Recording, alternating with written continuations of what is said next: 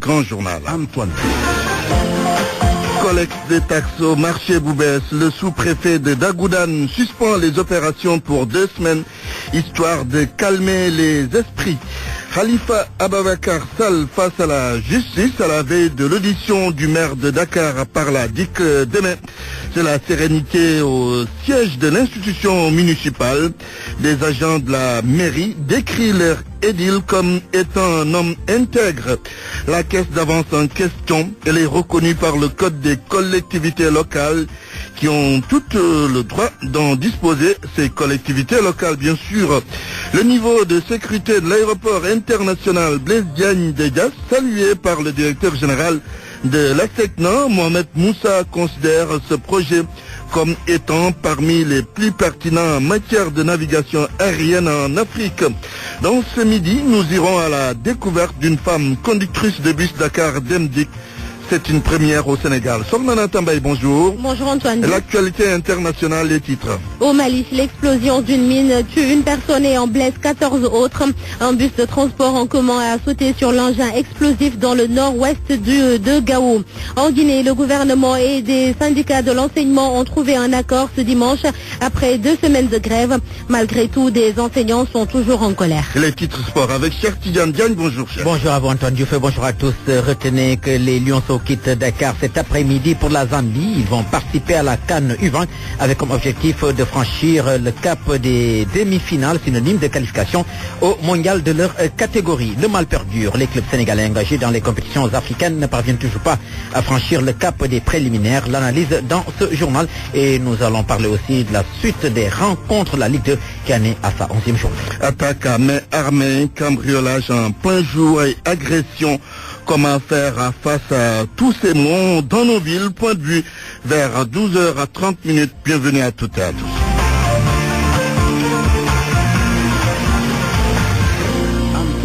Mesdames, Messieurs, bonjour. Il n'y aura pas de collecte de taxes au marché Boubès d'ici 2 semaines, vu la tension qui prévaut entre les 2 communes de Djeddah Thiaroye Kao et de Wakhinane Nimzatt. Le sous-préfet de Dagoudane a pris cette décision.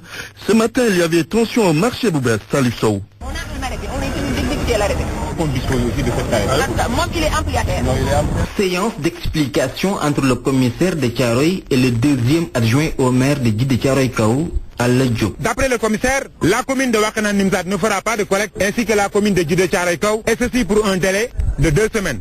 Et elle nous a donné des garanties fermes par rapport à l'application de cet arrêt. Au huissier a fait le constat. C'est une décision du sous-préfet de Pikine Dagoudane. Les collectes des taxes municipales sont suspendues jusqu'à nouvel ordre. Ceci n'est pas du goût de Djeddah Thiaroye Kao. La commune brandit une décision de justice favorable à elle. Ce n'est pas une interdiction d'application de cette décision de justice. Ce serait quand même des soucis de troubles à l'ordre public. Présent sur les lieux, le conseil municipal de Wakhinane Nimzatt dit attendre les suites du rabat d'arrêt introduit au lendemain de la décision de la Cour suprême. Maxime Camara. Mais la Cour suprême ne dit pas que le marché appartient à Djeddah Thiaroye Kao, c'est pas la réalité. Vous allez combien de... Je vous dis qu'à partir de ce moment-là, on vit la situation antérieure à 2014. Que le marché appartient toujours à Wakhinane. Les commerçants, eux, ne savent plus à quelle commune se fier. Ablaye Ndiaye, adjoint du délégué principal de marché Boubès.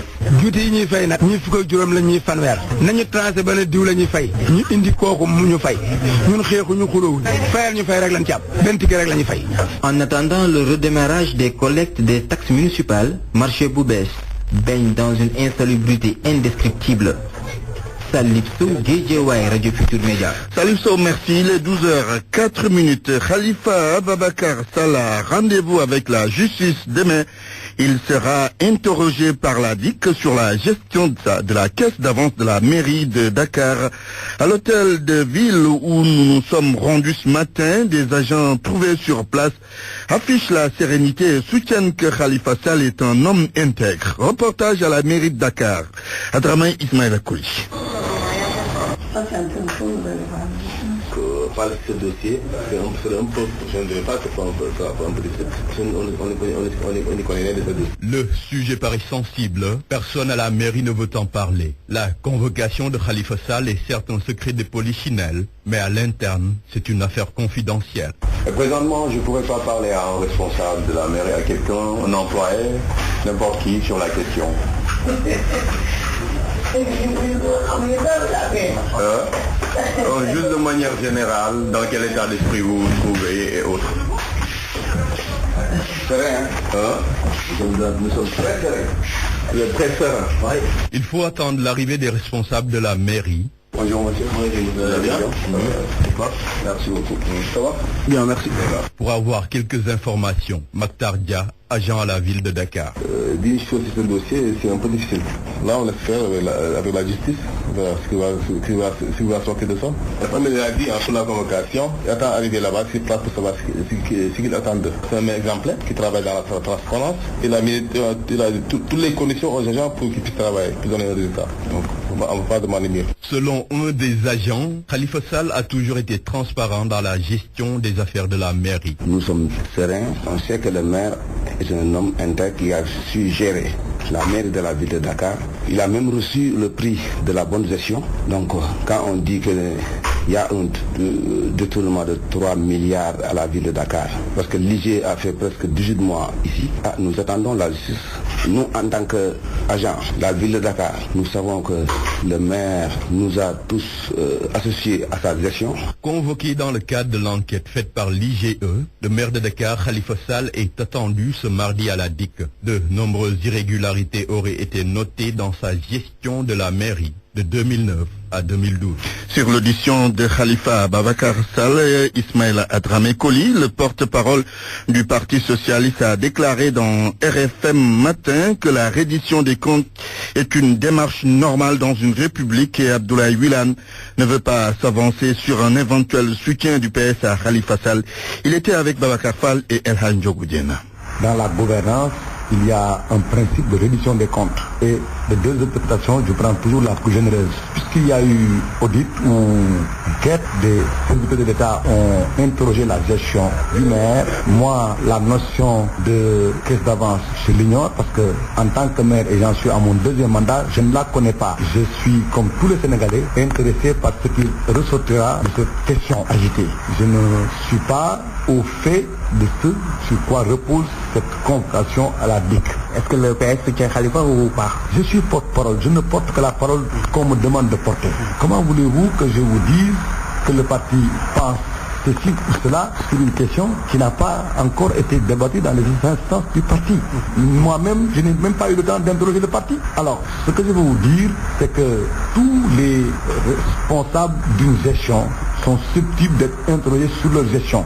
Sauf que le contexte suscite des interrogations. Khalifa Sall est convoqué dans un contexte où il est en bras de fer avec le pouvoir, ce qui laisse penser à des soubassements politiques. Pourquoi ce moment précis pour cette audit et cette convocation? Ce que je comprends bien, mais ça, il faut aller le demander à ceux qui ont convoqué et qui ont choisi de convoquer à ce stade précis, à ce moment précis. Ça, c'est pas à moi que vous demandez cela. Moi, je suis comme vous, informé d'abord par Khalifa Sall, ensuite par voie de presse, que cette question relative à une caisse d'avance qui existerait, je dis bien qui existerait à la mairie de Dakar, fait l'objet d'enquête. On le rappelle, à l'origine de la convocation de Khalifa Ababakar Sall, la gestion de la caisse d'avance de la mairie de Dakar. Et si vous ne le saviez pas, retenez que toutes les collectivités locales ont le droit d'avoir une caisse d'avance parce que c'est prévu par le code des collectivités locales. Cependant, les mairies à faibles ressources s'abstiennent souvent de faire usage d'une caisse d'avance. Éclairage sur la question, Georges Détchetep. Aucune discrimination à ce propos. Toutes les collectivités locales sont sur le même pied. Elles ont toutes droit à une caisse d'avance. Adam Agueil, expert en décentralisation et finances locales. Toutes les institutions, toutes les comptabilités publiques, je vous ai dit les finances publiques, que ce soit ceux qui sont régis par la comptabilité publique nationale ou bien par les collectivités locales, peuvent disposer de caisses d'avance. Je n'affirme pas que ce n'est pas que la mairie de Dakar qui dispose d'une collectivité. En tout cas, j'ai connu des collectivités locales qui ont disposé de caisses d'avance au niveau de la région de Louga. C'est clair. De 1998 à 2000, de 1998 à 2000, je suis sûr qu'il y avait une caisse d'avance. Je ne sais pas après, parce qu'après je n'avais plus d'avance. Je sais, il y a beaucoup d'autres collectivités locales qui ont disposé de caisses d'avance. L'opération n'est donc pas réservée qu'aux grandes villes. C'est ce que confirme Madio Bitey. Il est le maire de Darou-Mourti. Les collectivités locales sont d'égale dignité. Ça veut dire que la commune ou la ville de Dakar et d'égale dignité que la commune de Darou Moussi. Même si on peut aller dans une commune qui a plus de ressources qu'une autre, l'essentiel c'est que dans le sens du code des collectivités locales, elles sont toutes d'égale dignité. Maintenant, ce qui fait que dans l'organisation, dans le fonctionnement, elles doivent fonctionner de la même manière. C'est donc la mairie qui décide de faire recours ou non à une caisse d'avance, mais à condition. Il s'agit de maniement d'argent. Et seul le receveur, le comptable de la culture locale est habilité à manier. C'est sa responsabilité personnelle et pécuniaire. S'il la délègue à quelqu'un d'autre qui est responsable devant lui, la caisse d'avance a un seuil. Par exemple, on dit que la mairie de Dakar a un seuil de caisse d'avance de 50 millions. Si en début d'année, on donne 50 millions au régisseur de la caisse d'avance, qui est responsable devant le comptable, à chaque fois qu'il emploie les 50 millions qu'il donne en argent, le régisseur de recette, le régisseur de la caisse doit venir lui justifier les dépenses qui ont été effectuées. Problème cependant pour certaines collectivités locales.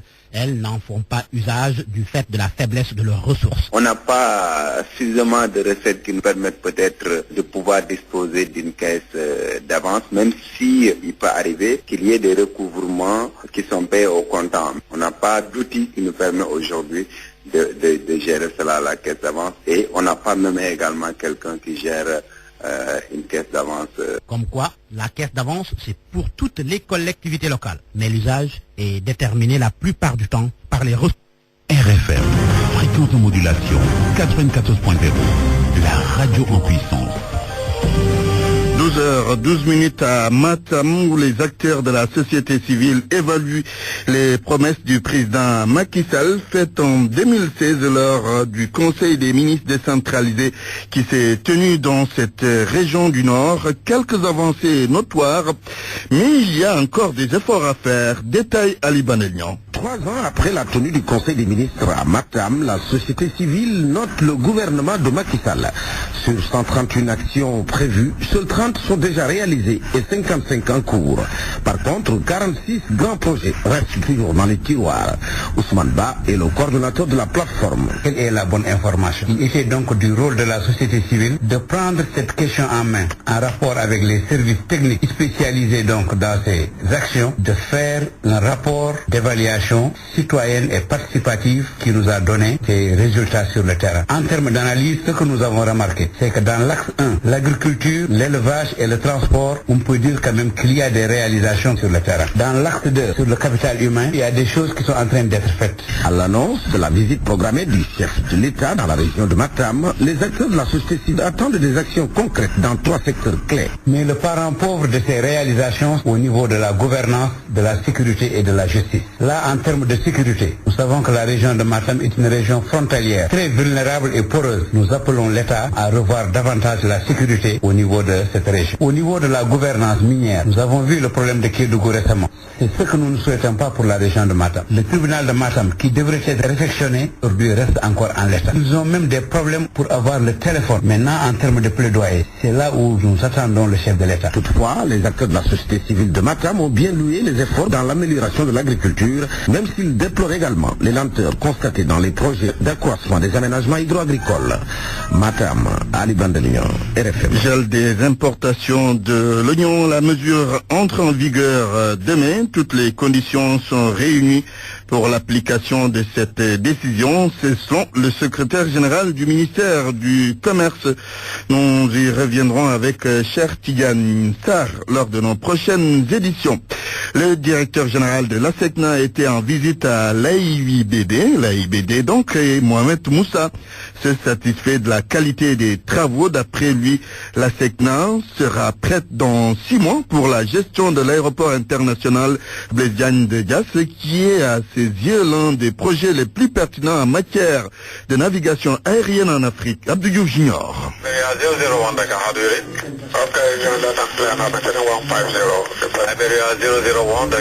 Ces pilotes pourront bientôt atterrir à Blaise Diagne. l'ASECNA compte prendre les choses en main plusieurs mois avant l'ouverture de l'aéroport. Des assurances de son nouveau directeur général, le Nigérien Mohamed Moussa. Maintenant, travailler sur les hommes et être sûr que, conformément au planning du gouvernement sénégalais, nous serons capables aujourd'hui d'être prêt. Déjà, le plus gros a été fait. Il n'y a que les finitions. Nous allons veiller à ce qu'au plan humain, les capacités et les ressources humaines soient mises en place, comme je l'avais indiqué, au plus tard au mois de septembre. Je pense que les conditions sont réunies effectivement pour que cet aéroport puisse commencer à fonctionner. Sa visite lui a permis de pouvoir affirmer qu'aucun aspect sécuritaire n'a été négligé. Tous les bâtiments que nous venons de visiter répondent aux normes. Les quelques écarts qui ont été trouvés suffisamment à temps ont été pris en compte et déjà réalisés. Je n'ai constaté que des écarts mineurs et ces écarts mineurs sont également en train d'être pris en compte. Elhaji Ibrahim Mané, le directeur général adjoint de l'aéroport international Blaise Diagne. AIBD n'a fait que prendre les besoins de l'ensemble des parties prenantes à ce projet et de les traduire en termes de travaux et d'équipements. L'aéroport international Blaise Diagne est un bijou pour l'Afrique, selon Mohamed Moussa. C'est certainement l'un des projets les plus pertinents réalisés sur le continent africain en matière d'espace intégré de transport. C'est un hub d'espoir pour l'ensemble de l'Afrique. La SECNA va gérer la partie navigation aérienne. L'aspect commercial assuré par le groupement turc Soumalimak. Tout sera donc au point pour qu'enfin l'AIBD soit opérationnel en décembre 2017. Abdou Diouf Junior Mour, Radio Futur Média. C'est une première au Sénégal. Une femme conductrice de bus à Dakar Demdik, Sophie Diouk, c'est son nom, a ébloui sa clientèle aujourd'hui. Qui est-elle et pourquoi avoir choisi ce métier? Adama Anouchka Bah est allée à sa rencontre. Sophie Diouk illustre parfaitement le concept garçon manqué. Dans ses faits et gestes, dans sa façon de parler, elle est la seule femme conductrice des bus Dakar Demdik. Pourquoi ce choix? Elle explique. Chaque jour, je vois que les bus là, je ne vois pas les femmes qui conduisent. Un jour, je dis, pourquoi donc moi je ne pourrais pas aller là-bas pour faire ça? C'est ça qui m'a motivé de venir. En plus, j'ai entendu on me poser des demandes. Je dis, pourquoi pas que un jour viendra quoi. C'est sa première journée sur le terrain après une formation 2 mois 15 jours. Habillée en jean gris, assortie à son jaquette de la même couleur, chaussures, ses bagots, elle sourit tout le temps. Les regards et les préjugés la rendent plus forte. Comme je conduisais avant que je vienne ici, mais avec Dakar Demdik, j'ai plus d'expérience avant. On m'a bien formé, 1 mois, 15 jours. On nous a bien formé sur la côte, même sur la conduite. Dans le bus comme dans la rue, les regards sont braqués sur cette conductrice. Les uns sont ébahis, les autres pleins d'admiration. L'un comme l'autre, Sophie apprécie. Fier, très fier. Et il y a des garçons, je sais très bien si on voit ça. Non.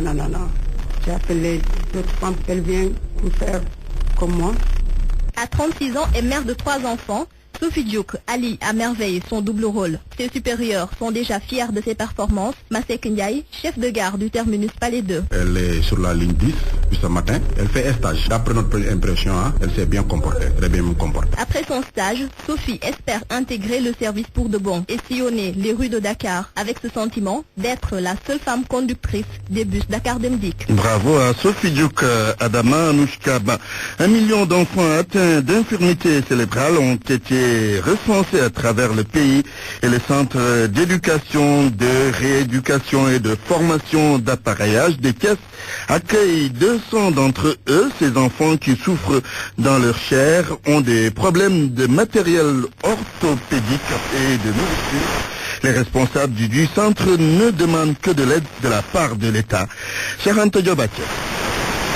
Visiter ce centre et de ne pas être envahi par la tristesse et la compassion. Oui, c'était émouvant. Selon la coordonnatrice du centre, Béatrice Bekba, ces enfants souffrent de marginalisation du fait des troubles de psychomotricité. Les enfants-là, il y a certains de ces enfants qui ont des problèmes d'équilibre. Comme Raymond, il a un problème pour se tenir debout correctement. Il fait des mouvements et tout ça. L'enfant qui pleurait là, il s'appelle Sidi. Lui, il est hémiplégique. Il y a une main et un pied qui est atteint. Mais c'est des enfants qui sont très intelligents. Leur prise en charge demande beaucoup de moyens, mais le centre de rééducation est confronté à des difficultés. André Dembawad, le coordonnateur du groupe de recherche et d'appui aux initiatives. Mais j'avoue que j'étais surpris par le nombre d'enfants qu'on a pu découvrir à Thiès, à Pout et à Tivaouane. Et on n'a pas encore fini de les prendre en charge. Aujourd'hui, nous sommes à 200 enfants qui sont atteints d'infirmité motrice cérébrale et qu'on a environ au Sénégal 1 million d'enfants atteints d'infirmité motrice cérébrale. Il y a des problèmes. Nous avons sensibilisé, que ce soit les 3 communes de Thiès, la ville, Pout, Kermoussa, Diender, la commune de Tivaouane. Jusque-là, nous n'avons pas vu de manifestation de toutes les communes. L'État, aujourd'hui, devrait pouvoir soutenir qu'on donne une chance à ces enfants-là. Ces enfants, selon André Dembawad, sont considérés comme de mauvais sorts. Ils sont souvent marginalisés et même sacrifiés. Il y a certains de... Par leurs parents, RFM Thiès, Cheikh Ante Diop. RFM. L'actualité internationale. Bienvenue Sofnanata. Merci Antoine. La Guinée d'abord. Un accord a finalement été trouvé entre le gouvernement et des syndicats d'enseignants. Un accord après des négociations houleuses. Les syndicats ont donné rendez-vous ce lundi à leurs militants pour les détails. Mais ce matin, des citoyens sont descendus dans la rue pour exiger la réouverture des classes. Conakry, Amadou Hamzaba. Des pneus brûlés, des routes barricadées, des véhicules cassés et des citoyens dépouillés de leurs biens. Telle est l'image de la capitale guinéenne ce lundi. Des manifestants regroupés sur l'axe Le Prince et l'autoroute Fidel Castro exigent la réouverture des classes fermées depuis 2 semaines. Le syndicat libre des enseignants et chercheurs de Guinée et la Fédération syndicale professionnelle de l'éducation qui ont lancé le mot d'ordre de grève revendiquent le maintien de la valeur du point d'indice à 10,30 au lieu de 751. Le recrutement à la fonction publique des contractuels ayant dispensé des cours au moins 8 ans et le respect de l'ancienneté de la nouvelle grille salariale. Après l'échec des négociations avec le président Alpha Condé, les syndicats et le gouvernement se sont retrouvés ce dimanche au ministère de la fonction publique. Selon Amara Balota Keita, secrétaire général de la Fédération syndicale des professionnels de l'éducation, le gouvernement et les syndicats se sont accordés sur les points faisant l'avis de grève du 30 janvier 2017. Les partis vont procéder aux formalités d'usage pour émettre une déclaration officielle ce lundi, poursuit-il. En attendant la levée du mot d'ordre de grève par les syndicalistes, les manifestants et policiers s'affrontent en ce moment en haute banlieue de Conakry. Des tirs à l'arme automatique ont été entendus et plusieurs interpellations signalées. Amadou Hamzaba, Conakry, Radio Futur. Au Mali, un bus de transport en commun saute sur une mine faisant une victime. Et 14 personnes ont également été blessées. L'explosion a eu lieu dans la région de Gossi, au sud-ouest de Gao. Les 9 blessés sont hors de danger alors que les 5 autres sont toujours dans un état grave. Les forces armées maliennes, la MINUSMA et la force française Barkhane ont été déployées sur les lieux. Pour le moment, on ignore si le bus a été visé de manière intentionnelle ou si la mine était destinée à un convoi militaire, mais la force Barkhane parle d'un acte terroriste. RDC, nouveau bilan après le massacre de vendredi dernier. C'était au Nord Kivu, on parle maintenant de 27 morts et 7 blessés. Des violences intercommunautaires entre des combattants Maï-Maï soutenus par un groupe armé et des Hutus. Ces derniers sont souvent attaqués et d'ailleurs une autorité locale demande à l'État de protéger cette communauté. Et puis Washington dénonce un massacre présumé de civils en RDC dans la province du Kasaï. Selon le porte-parole du département d'État, des images montrent des soldats en train d'exécuter des civils, y compris des femmes et des enfants. Si ces exécutions extrajudiciaires sont confirmées, elles constitueraient des violations flagrantes des droits de l'homme et pourraient inciter à la violence, ajoute le porte-parole. Washington demande aux autorités congolaises de mener une enquête approfondie pour identifier les auteurs des crimes et les traduire en justice. Au Congo-Brazza, on s'interroge toujours 3 jours après la mort du colonel Nsuro. Son avocat et une partie de l'opposition réclament également une enquête internationale. L'ancien numéro 2 des services de renseignement est décédé vendredi dernier à l'hôpital militaire de Brazzaville après avoir été victime d'un malaise dans sa cellule. C'est la version de l'hôpital qui a publié un communiqué. Le procureur de la République a ordonné à la police judiciaire d'ouvrir une enquête. Mais pour l'avocat du défense, cela ne suffit pas. Il faut une autopsie en plus de l'enquête internationale. Le colonel Marcel Nsoro, qui purgeait une peine d'emprisonnement à perpétuité, était condamné pour rébellion et détention illégale d'armes de guerre. Et puis le médiateur dans la crise burundaise veut convoquer un sommet extraordinaire. Le médiateur, Antoine, c'est Benjamin Mpaka, l'ancien président tanzanien. Il n'arrive toujours pas à raisonner les deux parties. Il estime alors qu'un sommet d'urgence des États de l'Afrique de l'Ouest pourrait étudier les obstacles au processus de paix. Une volonté exprimée après 4 jours de consultations stériles. Le gouvernement burundais a boycotté les discussions. À la fin des consultations, un communiqué final était prévu, mais il n'y a pas eu de consensus car les positions sont encore très éloignées. Antoine. C'était l'actualité internationale avec Sornana Tambaye. Merci. Parole aux auditeurs. L'actualité, qu'en pensez-vous? Moi, je pense que vous devez. Réagissez dans nos éditions d'information sur l'actualité. Bonjour. Oui, bienvenue sur cette antenne d'RFM. Du lundi au vendredi, vous avez la parole sur RFM. Attaque à main armée, cambriolage en plein jour et agression. Comment faire face à tous ces maux dans nos villes? Point de vue, c'est dans quelques minutes. Rebonjour cher Tidiane. Bonjour à vous. La confiance en bandoulière, les Lionceaux du Sénégal quittent Dakar cet après-midi pour engager la CAN Junior de football. Oui, c'est prévu en Zambie à compter du 26 février. Une qualification mondiale junior reste l'objectif principal. Tout de même, les joueurs s'engagent à faire plus. Chertian Sarr a rencontré quelques-uns hier à l'occasion de la remise officielle du drapeau national. Matarba, le ministre du Sport, demande aux joueurs de s'armer de courage et de détermination afin de représenter dignement la nation. Nous vous rappelons que vous êtes des ambassadeurs. Vous allez représenter donc le Sénégal comme les autres pays. Donc, s'il vous plaît, défendez votre pays dans la discipline et dans le respect. Engagement. Venu apporter son soutien au Lionceau, El Hadji Malik Sissouri, ancien président de la Fédération sénégalaise de football, exhorte les joueurs à plus de solidarité. Une compétition, c'est pas des joueurs réunis qui la gagnent. Une compétition, il ne faut pas vous leurrer, aucun footballeur ne peut se faire voir sans être soutenu par un collectif. Ça n'existe pas. Concertez-vous, réunissez-vous. En dehors de votre entraîneur, parlez-vous les yeux dans les yeux, mais ce qu'il faut, c'est que vous soyez unis comme des frères jumeaux et que vous reveniez en groupe pour ramener la coupe. Un message bien compris par les joueurs à l'image d'Aliou Badji, un des attaquants. On nous a remis le drapeau, on nous a aussi demandé de ramener quelque chose si possible, puisqu'en allant on nous a donné quelque chose. On va tout faire au retour d'amener quelque chose, Inch'Allah. Le moral, tout est bon? Le moral est bien, on est bien préparé. Le Sénégal a pour objectif principal d'atteindre le dernier carré, synonyme de qualification au mondial junior. Merci, Chertian Sarr. La compétition démarre donc le 26 dès le lendemain. Le Sénégal joue contre l'équipe du Soudan pour son match d'ouverture. Le Sénégal qui est logé dans le groupe B en compagnie de l'Afrique du Sud, mais aussi du Cameroun. Chertian gagne, il n'y a plus de club sénégalais dans les compétitions africaines. Une situation qui ne surprend pas du tout. En tout cas, le mal perdure. Les clubs sénégalais engagés dans ces compétitions ne parviennent toujours pas à franchir le cap même des phases préliminaires. Union sportive de Gorée en Ligue des Champions et Niaritele en Coupe CAF sont tous passés à la trappe ce week-end. Abdoulaye Diop, chroniqueur sportif à la RFM, analyse la situation. Il y a bien longtemps que les clubs camerounais ou guinéens n'avaient plus gagné de Coupe d'Afrique, c'est arrivé. Nous savions que Niaritele faisait ses premiers pas dans la compétition et que c'était peut-être difficile pour cette équipe de Niaritele qui, à l'arrivée, se retrouve éliminée.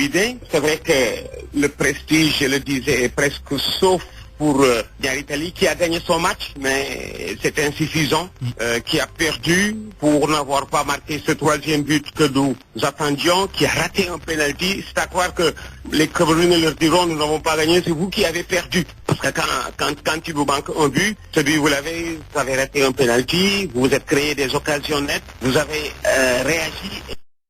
Ils ont réussi à marquer 2 buts en 15 minutes et finalement, voilà, ils passent à côté après la course de fête du match aller. Gorée a eu le mérite de mener au score en première mi-temps. Qu'est-ce qui s'est passé en deuxième mi-temps? Finalement, ils prennent 2 buts en deuxième mi-temps et quand vous jetez un coup d'œil au classement de Gorée, qui était relégable avant d'aller en Guinée, qui était relégable, qui occupe la 13e place sur 14. Quand vous jetez un coup d'œil sur ce classement, vous dites aussi, c'est vrai qu'il n'y a pas de vérité absolue en football, mais que Gorée avait peut-être peu de chances de se qualifier devant une équipe guinéenne qui est montée à coup de chèque. C'est comme ça que je vais l'appeler, parce que quand vous payez un entraîneur de club français qui n'est pas n'importe qui, Victor Zunca, de l'Olympique de Marseille des années 70, cela veut dire que vous avez des possibilités. Et finalement, la logique a été respectée. La vérité, il faut des moyens au club sénégalais pour gagner en Afrique. Antoine, des moyens, mais aussi travailler. Oui. Voilà. La Ligue de Chertian gagne clôture sa 11e journée cet après-midi. Ce sera à l'issue des rencontres prévues au stade Demba Diop. D'abord la Renaissance qui accueille Narguetch juste après Port Yego. Dakar Sacré-Cœur et Espikine sont co-leaders avec 20 points. Barguet de Kébémer et Tis de Moro sont relégables.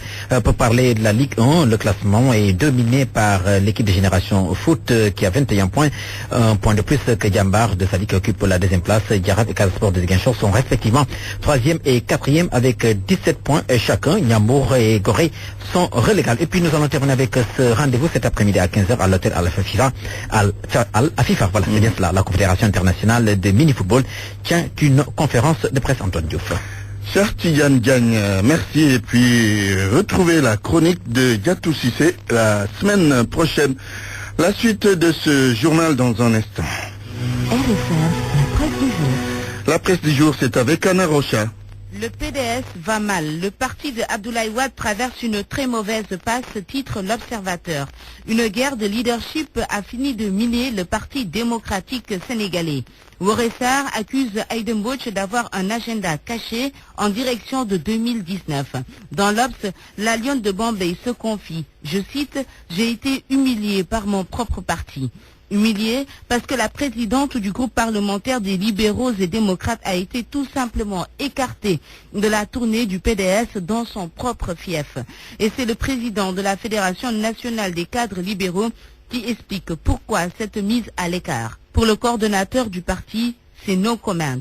Khalifa Sall a dit que la division des investigations criminelles demain, Libération livre les révélations explosives de l'inspection générale d'État suite à la mission de contrôle et de vérification à la mairie de Dakar.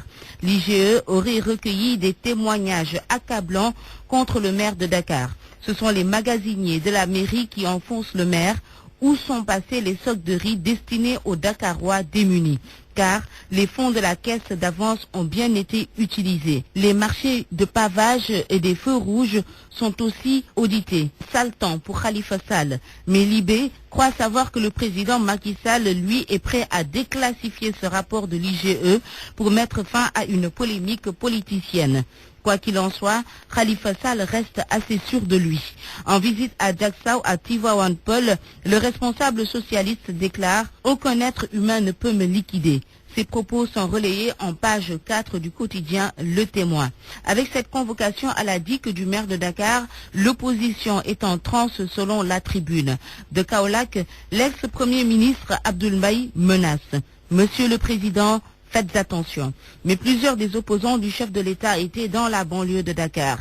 Ousmane Gom, Khalifa Sall, Abdoulaye Baldé, Cher Bambadjei, entre autres. Après l'échec de la traque des biens mal acquis, Macky traque ses opposants. C'est le leader du FSD/BJ qui pense ainsi. Mamadou Lamine Diallo, un autre opposant du pouvoir, prédit même la défaite de l'actuel locataire du palais présidentiel lors de l'élection de 2019. Macky Sall ne sera plus président, confie le coordonnateur du Front Manko Watou Sénégal à nos confrères de Vox Populi. Et d'ailleurs, l'objectif est d'imposer une cohabitation à Macky Sall. Interview à lire en page 7 du journal. Face à tant de critiques, le quotidien a tendu son micro au porte-parole du gouvernement avec ce jeu de mots en une, Seydou, Padou. Seydou Gueye tacle l'ex-premier ministre. Selon lui, Abdoul Mbaye apprend à être un opposant. Il nous apprend par contre que la politique de reddition des comptes va se poursuivre. Jamais out, c'est un nouveau départ entre le Sénégal et la Gambie. Le président gambien fraîchement investi va accorder sa première visite d'État au Sénégal. L'occasion de discuter et de trouver des solutions définitives aux questions relatives au pont de la Sénégambie. La presse sénégalaise est unanime ce matin. Macky était la super guest star de l'Independence Day. Cette visite à Banjul a bien profité au Sénégal. Outre la construction éventuelle d'un pont, l'Obs nous apprend que 14 Sénégalais ont été graciés par Adama Barrow. Les Sénégalais de Gambie auront même un député, poursuit le quotidien national Le Soleil. Un véritable engagement entre Macky et Barrow, explique Sud Quotidien qui consacre un dossier de 2 pages à la célébration samedi dernier du 52e anniversaire de l'indépendance de la Gambie. Loin de ces raffermissements, l'insécurité hante les Sénégalais à cause de la multiplication des agressions. Pourtant, le patron de la police nationale accuse les populations. Il faut que les gens aient le courage de se dresser contre les agresseurs qui osent. Alain Gomis, félicité à Berlin, son film a décroché le grand prix du jury. L'ours d'argent à la Berlinale, le festival international du film de Berlin. C'était l'unique film africain en compétition. Le quotidien, fidèle à lui-même, soutient qu'Alain Gomis est touché par la félicité. Une bonne nouvelle pour le cinéma sénégalais en attendant le FESPACO. Point de vue. Regard croisé sur l'actualité du jour. Attaque à main armée, cambriolage en plein jour et agression. Comment faire face à tous ces mots? Vous avez la parole. En ligne, l'adjudant de police Mbaye Sadi Diop. Bonjour, adjudant. Bonjour Antoine. Vous êtes conseiller en communication au ministère de l'Intérieur. Il y a également Isidore Colli. Bonjour Isidore. Bonjour Antoine. Vous êtes le secrétaire général du SAGAS, syndicat autonome des gardiens et agents de sécurité. Adjudant Mbaye Sadi Diop, Liberté 5, Liberté 6, Thiès, Mbour, Ndofane, que sais-je encore. Dans toutes ces localités, on a enregistré à l'espace d'un mois des attaques à main armée ou des cambriolages. Faut-il s'inquiéter à ce rythme ou bien la situation n'est pas si alarmante que cela? Antoine, oui, moi je commencerai par dire qu'il faut s'inquiéter dès qu'il y a une seule agression. Je ne parle pas des cambriolages, dès qu'il y a une seule agression, oui. Car notre rôle aujourd'hui est de protéger les personnes et leurs biens. Le rôle de la police. Oui, de la police, oui. La gendarmerie, des forces de l'ordre, je veux dire. Certes, il y a eu des moments qui étaient pour nous beaucoup plus difficiles sur le plan sécuritaire. Les gens doivent se rappeler qu'il y a un moment où dans Dakar, les gens étaient déshabillés jusqu'au dernier de leur chemise ou sous-vêtements. Oui. Donc, c'est des temps qu'on a dû oublier un moment, mais ce qui est en train de se profiler à l'horizon est inquiétant et je pense que les autorités en charge de la police et de la gendarmerie ils vont tout faire pour faire régner la sécurité pour toutes ces populations-là qui en demandent. Aujourd'hui, on fait face à un grand banditisme. Il faut quand même les gros moyens pour faire face à tout cela.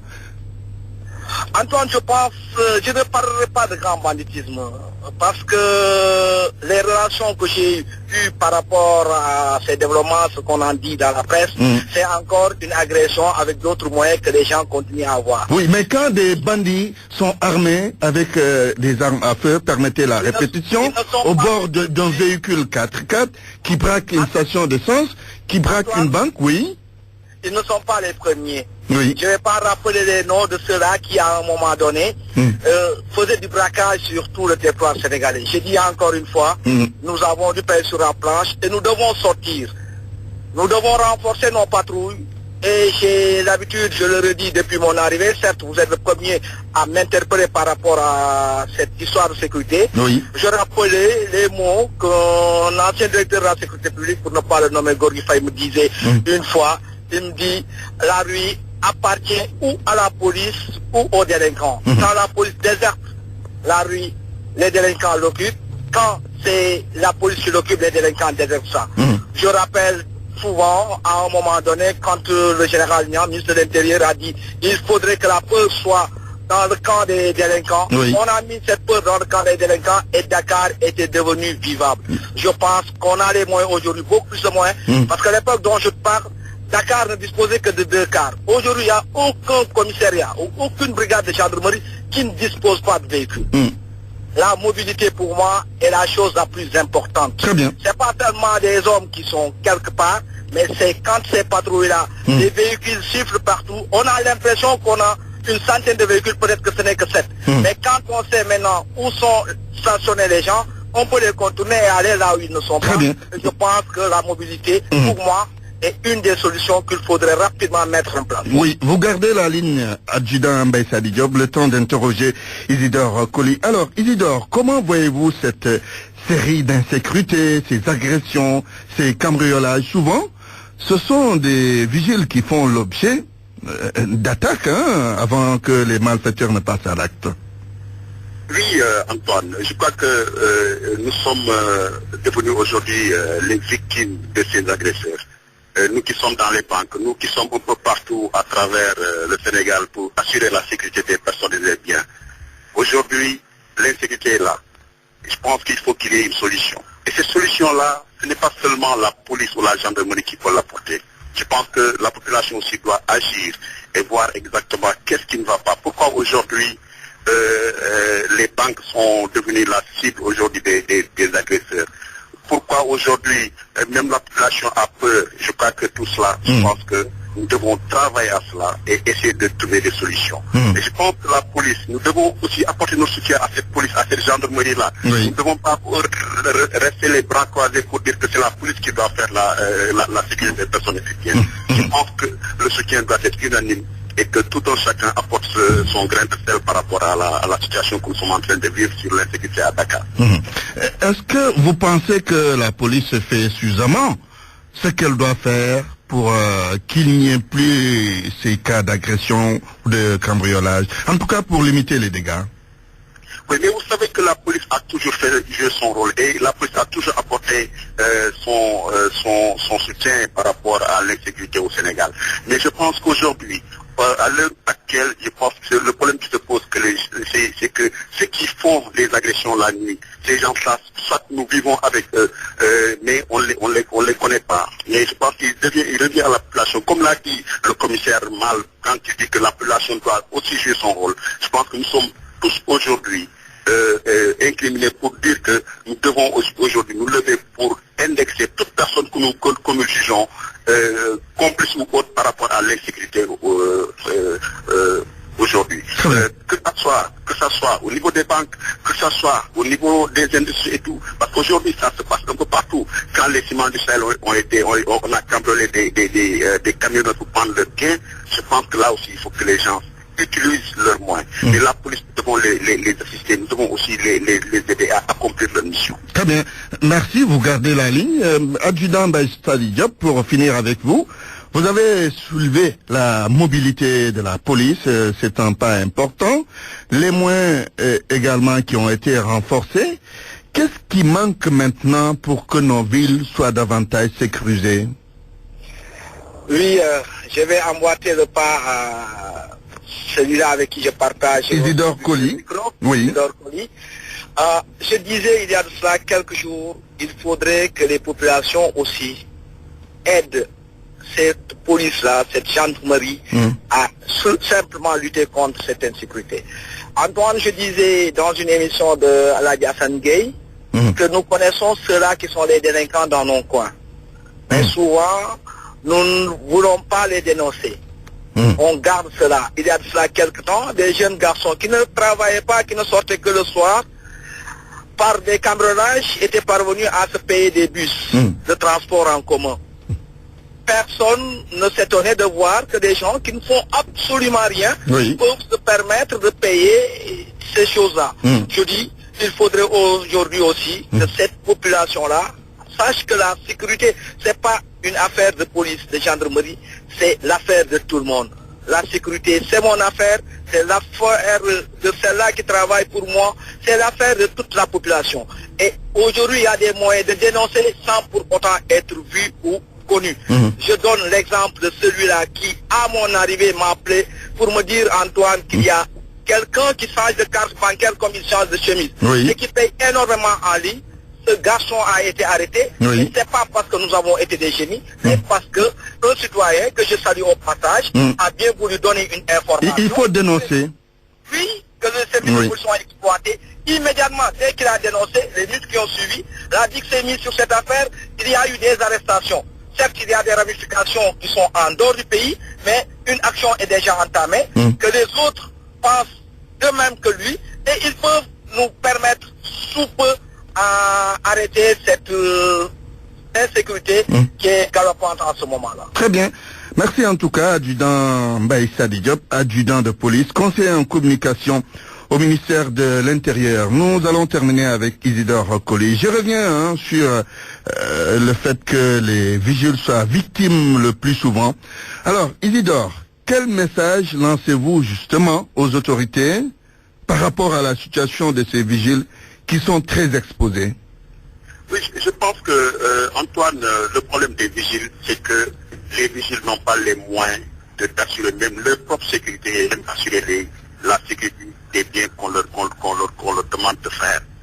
Aujourd'hui, quand un vigile est dans une banque et qui n'a pas d'armes, qui n'a absolument rien du tout, quand un vigile est dans une banque et qui n'a pas le droit d'utiliser cette arme-là, je pense que je pense qu'on doit revoir cela.